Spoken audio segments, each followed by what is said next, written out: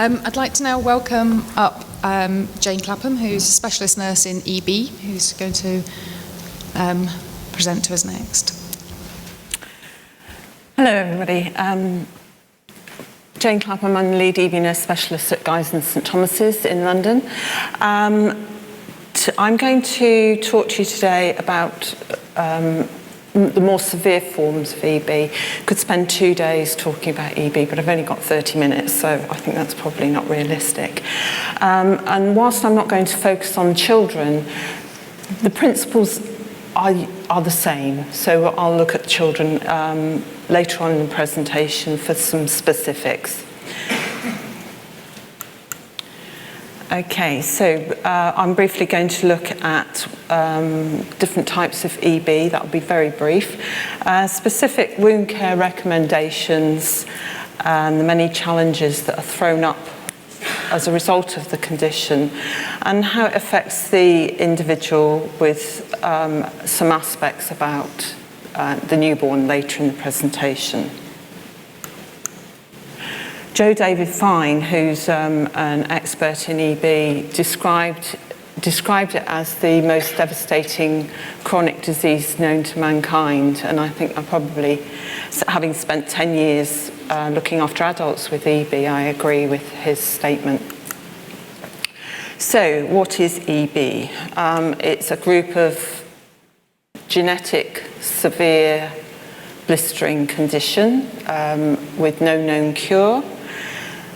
They have developed blisters as a result of friction and shearing forces, and they often go on to develop chronic wounds in some more severe form. 4 main types, and within each type there will be subtypes. So there's a simplex, which is generally localized blistering, often just to the hands and feet, although it can be quite disabling. It tends to be more severe in the winter months, in the summer months with the humidity. There's Hurlitz's, junctional EB. It used to be called Hurlitz's junctional. It's been reclassified. 2 types, and it's lethal in infancy. The intermediate generalized form, they have a much longer lifespan, but again, it can be quite severe. There's Kindler's, which is quite rare, and then the group that I'm going to spend most of the presentation talking to you about will be the dystrophic type, dominant and recessive. They all develop blisters, which are not self-limiting, and they often go on to form wounds. And the fragility can extend to the internal mucosa and other organs. I'd just like to say here that some of the photographs that I've got might be a little bit disturbing, so if you find them uncomfortable, then please feel free to leave. So dystrophic EB, which is where I spend the majority of my time, make up about recessive dystrophic, about 20% of the patients, and I spend about 90% of my time with them. The dominant dystrophic tend to be less severe in the effects, but can again sort of a range of severity. With both types of dystrophic, they are either missing or they have reduced amounts of collagen 7, which is your anchoring fibrils, which attach the basement membrane zone to the epidermis. Often they're left with the blisters will be a result of minimal trauma or friction, and will be left with scarring and chronic wounds. They also have quite a propensity to develop squamous cell carcinomas, and in the adults that's a leading cause of death, and I'll talk to you a little bit about that in a moment. Okay. So key recommendations for skin and wound care in EB. Obviously, like with other conditions, you want to provide holistic care. It's a lifelong, complex, multi-system disorder, and we look after them in specialised centres. So we've got 2 in the UK, we've got 2 for adults and 2 for children, 2 in Birmingham and 2 in London. I'm in the London-based service with the adults. I don't look after children, but there is quite a crossover, so we do work very closely with the paediatric team. And they often require specialist intervention to minimise complications, so they can develop things like esophageal strictures that need dilating, or pseudosyndactyly, which then they need plastic surgery to release the contractures, those sorts of interventions. They need specialist ophthalmology and dental input as well. Clearly, with a condition like this, you would expect to have quite a good psychological support. So we have a psychotherapist as part of our multidisciplinary team in St Thomas's. But also, I think it's extremely important to recognise that these patients are expert in their care. If they're children, their parents, usually their carers, and they're the expert. Very often these patients aren't given credit for the knowledge of their condition, and this can lead to sort of friction between the patient or the carer and the healthcare professional.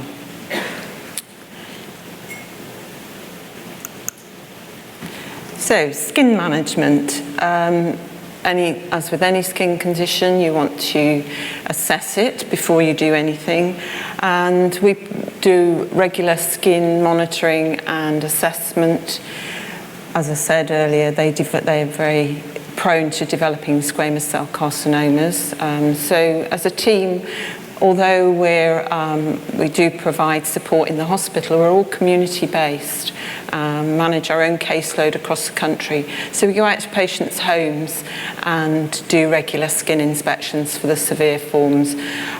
So we aim to see people's skin with at least 4 times a year, so maybe a couple of times at home and then a couple of times in the hospital.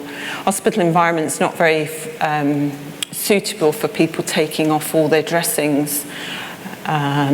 It's not very comfortable for them. It can take a very long time, maybe 4 or 5 hours to do a dressing change. So these home visits are vital to monitoring the skin. The management is tailored to the type of EB and the patient. If you've got somebody with a milder form, then your approach and management would be very different to that of a neonate with junctional EB, generalised severe, who has only a few months to live. They develop scarring, and with any scarring, that scarring tends to be very fragile, so it's an area of repeated injury. And we aim to preserve function. They develop pseudosyndactyly of the hands and often lose their digits in a cocoon, skin cocoon. Okay, so blister care. This is one of the very important areas that I wanted to talk to you about. Our key recommendation is that, unlike other blisters in other conditions, that actually you lance them. So they're not self-limiting. They will continue to grow until either they're lanced or they burst on their own. And we recommend that you lance at the lower aspect of the blister so that gravity helps with drainage, and you make an entry and an exit hole, either with a needle. Very often the patients find that needles don't give them a big enough hole, and the blister seals again. So they often will use scissors and cut a V into the blister on the lower aspect. That can be quite nerve-wracking the first time you do, I can assure you. Don't re-roof the blister, de-roof the blister, and obviously you need to cover it with a dressing afterwards. So this is a patient with quite a large blister. I hope you can see. This is on his ankle, and that's just an example of the type of and the size of blister that they can develop, and that will go on and fill until the blister is burst. Removal of dressings is vitally important. Our key recommendation is that if the dressing or the clothing is stuck, that you use either soak it off with water, just tap water's fine, or use a silicone medical adhesive removal. And there's lots of them available. There's Appeal and lots of different makes now available. And they've really revolutionised wound dressings in EB. So they've been a great asset to our toolbox. When you're removing dressings or clothing with people who have got EB, we recommend that you do the rolling technique. So you'd find an edge of the dressing and roll back, spray roll back. Don't lift, because that will separate the skin, and then you've done further damage to the skin. I just want to, I don't know if you can see, but this patient had on a silicone dressing, but you can see that the edge has actually caused damage. So even though we use non-adherent dressings that are deemed to be safe for our patients, they can still cause damage either on removal or slippage. So not to underestimate the fragility of their skin. I don't know if you can also see in that photograph that you can see the dots, and that's where the skin is growing through the silicone dressing. I'm not going to talk too much today about the particular dressings we use, but I'm happy to take questions, and they're in the best practice guidelines as well. Just demonstrate again some more pictures of patients who have had damage from adhesives. So this is an ECG dot on a neonate, so that was removed supposedly very carefully, but the skin is very fragile. In this one, you can just about see the nappy tab got stuck to the baby's skin. This one was some opsite. Just going back to that expert patient, the patient said to the nurse, "Please don't put that on my skin, it will stick." And the nurse said, no, it's fine, it'll be fine. And that's the result. So we were putting some topical analgesia on her skin prior to a skin graft. And this patient actually had Mepitel on his face, and it was taken off. So just to demonstrate, even if you take it off with care and you use the right products, you can still cause damage to these very fragile skin patients. Okay, so dressing choice. Again, you tailor it to the type of EB. Junctional EB, they tend to develop overgranulation when they use silicone products. So we try and avoid silicone. So you can use something like a lipocolloid dressing on them, so that the overgranulation just sort of goes into overdrive. They should be atraumatic to prevent blistering and skin and wound bed damage. You need to think about how you're going to fix it. Obviously, you can't use tape unless it's a silicone tape. So we use lots of Tubifast and tubular bandages, things like Skinny's web garments to keep things in place. And very often the patients will use foam dressings as a protection, not just to cover wounds. So it's not unusual to find a patient who'll be covered from head to toe in foam dressings, but that doesn't mean that they've got wounds under all the areas. You've got to think about managing the infection and exudate as with any wound, and balance the efficacy with patient choice, the availability. We're very lucky in this country that we have access to a lot of very good products, and cost effectiveness. one of the, a study in our centre looked at the cost of dressings, and one patient was using in excess of £500,000 a year in dressings or topicals and dressings that didn't cover his medication, his care, or his carers to change those dressings. So they can be very expensive. So wound assessment. I'm not going to teach you about wound assessment because I'm sure you all know assessing an EB wound is no different to any other wounds. But this is quite a good picture, I think, because you've got a bit of everything going on. So you've got a bit of crusting here, you've got a new blister which is burst and is bleeding there, and you've got a bit of infection, you've got a lot of scarring, so her whole back is scarred. You've got to think about the peri-wound, which is part of the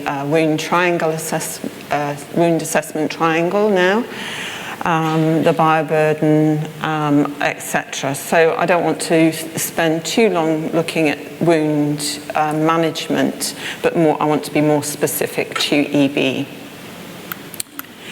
So some of the challenges we have, infection's a huge challenge. You've got wounds covering the whole body.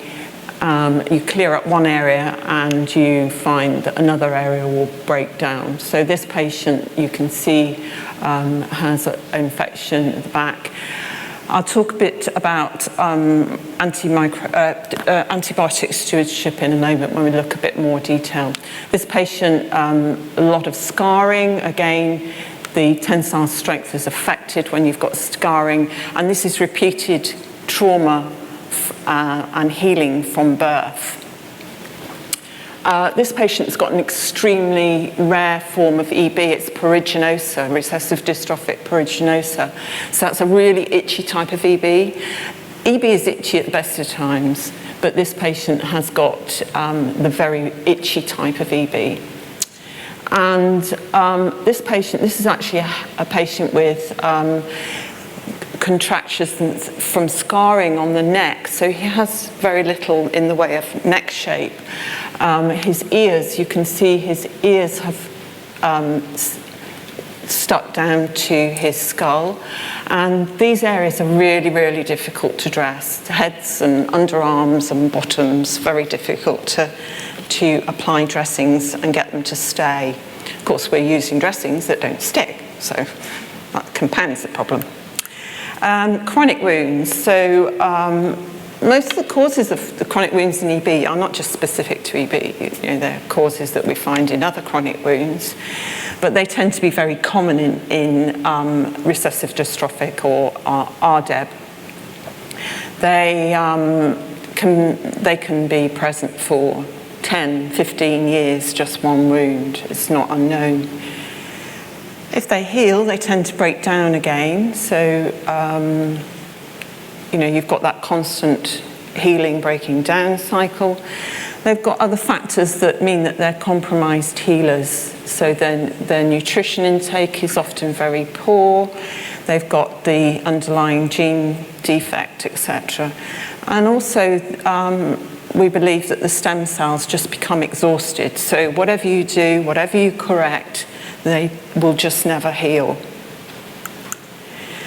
Cleaning, debridement, infection and critical colonization. That's a hell of a lot to do in one little slide, isn't it?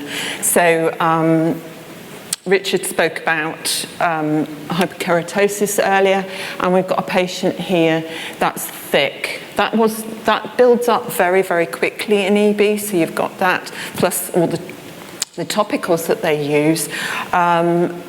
Very often they don't bathe.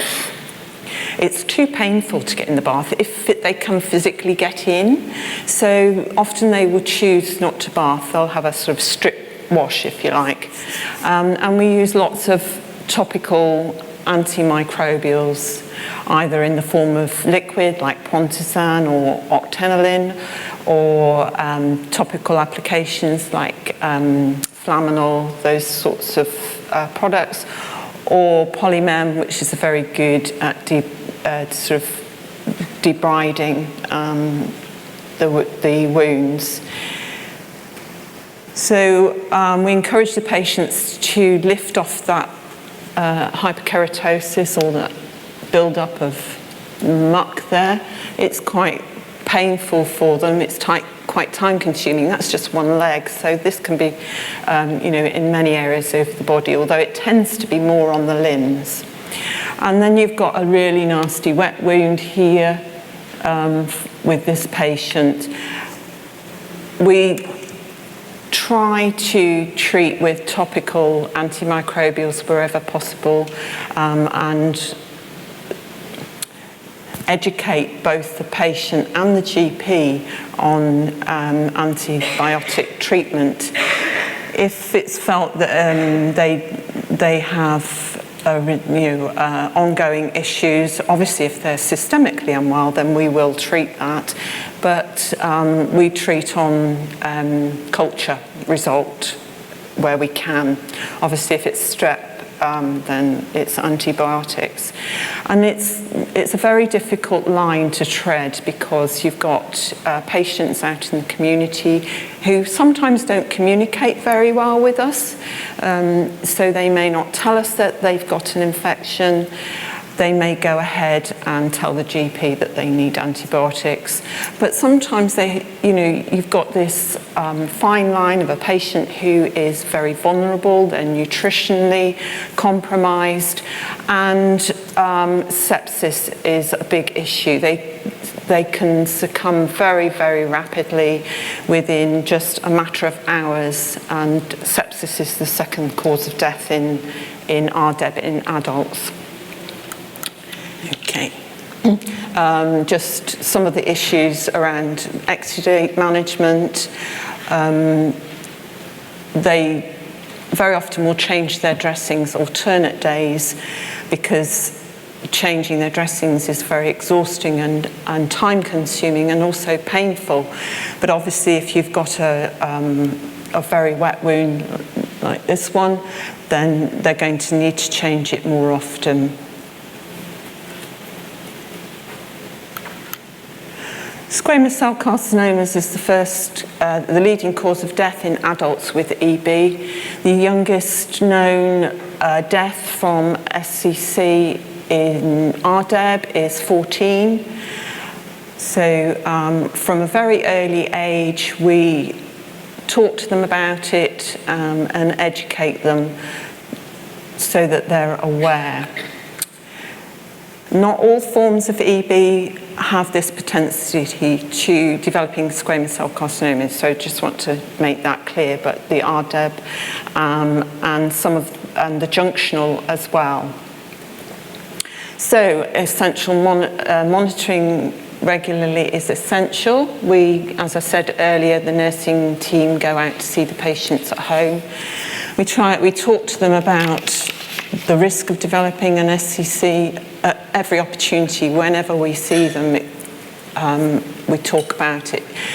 When they're younger, obviously in much more general terms, talk to their parents.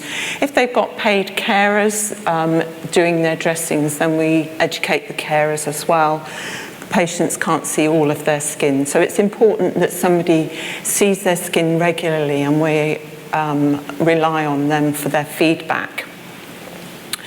So what do they look like and where will they occur? Well, that's really difficult. They tend to occur over bony prominences, and that's where the majority of the wounding occurs. So you've got, sort of elbows, hands, knees, feet, those kind of areas. Occasionally you'll get them develop on the buttocks or on the abdomen, but mostly on the bony prominences and the limbs. It's difficult to say what they look like because they all look very different. You can have an area that looks very innocent, that looks just like a new erosion, or something that is to the other extreme, to fungating. It can be an ulcerated area or non-healing. It can be raised, it can be dipped. It's very difficult to say.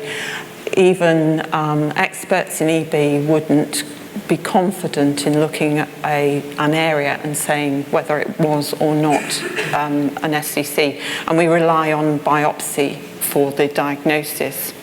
There's a high risk, as you can see from the slide, that by 20 years old, they've got a 7.5% risk of developing an SCC. Up to, once they've developed an SCC, 87% death by the age of 45, and the mean survival time is only 5 years.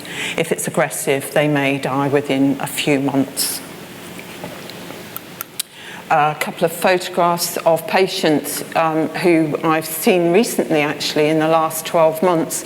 I had seen both of them, interestingly enough, 4 months before this presented. So within 4 months, this wound had fungated. And what she reported was that she's got I've got an area that just won't heal, it just won't heal. And this patient said it was very, very painful. But sometimes they just say it feels different. And we've got a patient who's had in excess of 50 SCCs, and he knows he can pinpoint the area where there is an SCC. It just feels different to him. I've been given a 5-minute warning, so I need to rush on now. They're compromised healers, so nutritionally compromised. They have anemia of chronic disease and iron deficient anemia, pruritus. They're exhausted from all this that goes on, and of course they've got the gene defect. Pain and pruritus.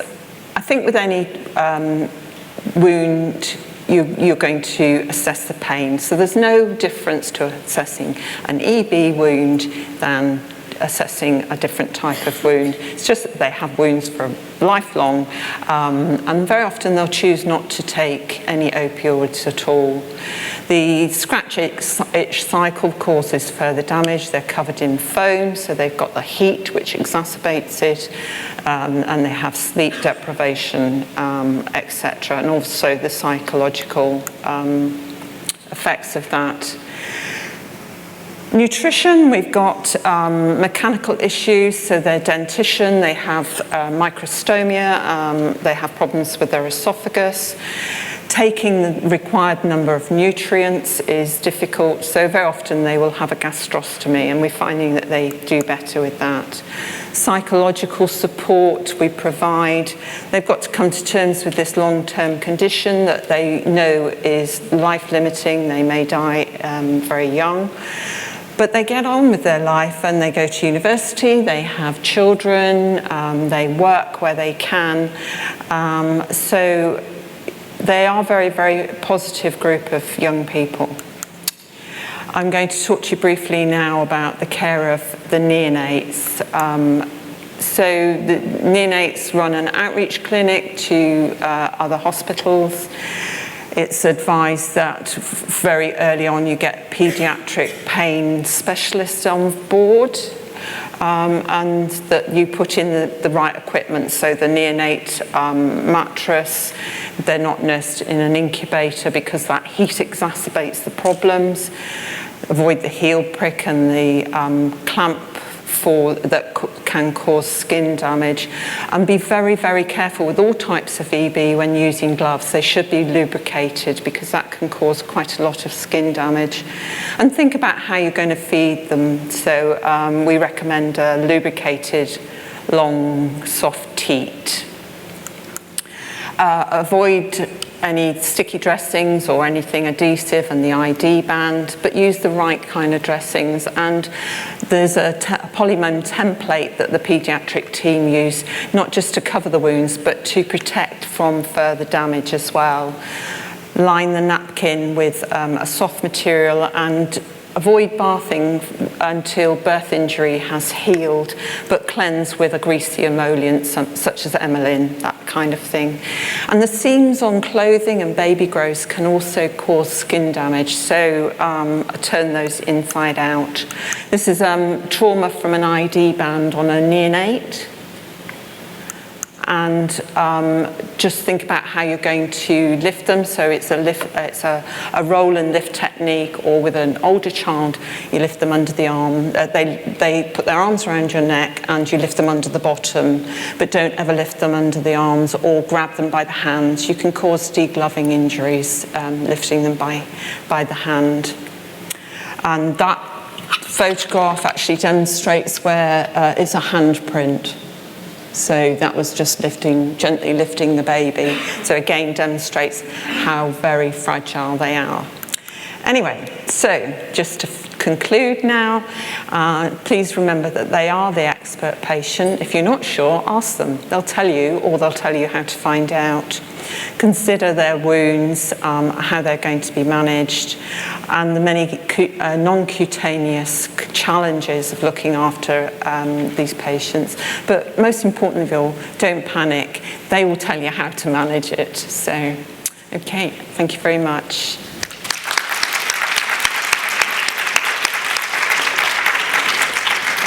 Thank you, Jane. I think we're going to struggle with questions from a time point of view. I've just got one for you, though. Sorry, I can see you holding the cube. You mentioned about best practice guidelines. I believe they're relatively new. Yes. So how do we get hold of them? They've been published this week. This is that giving birth to a baby of 2 years gestation. They're up the updated version. And if I can go back to the last slide. Can I go back? Might be already swapping over the slides. They're on the Wounds International website, I believe. The paper version is not available yet, but the online version is. If you have any problems getting hold of them, feel free to phone me or email me, and I'm sure people will be happy to provide you with those details. Or if you want to talk to me later, I'll hang around. Okay, Thank you. Thank you. Thank you.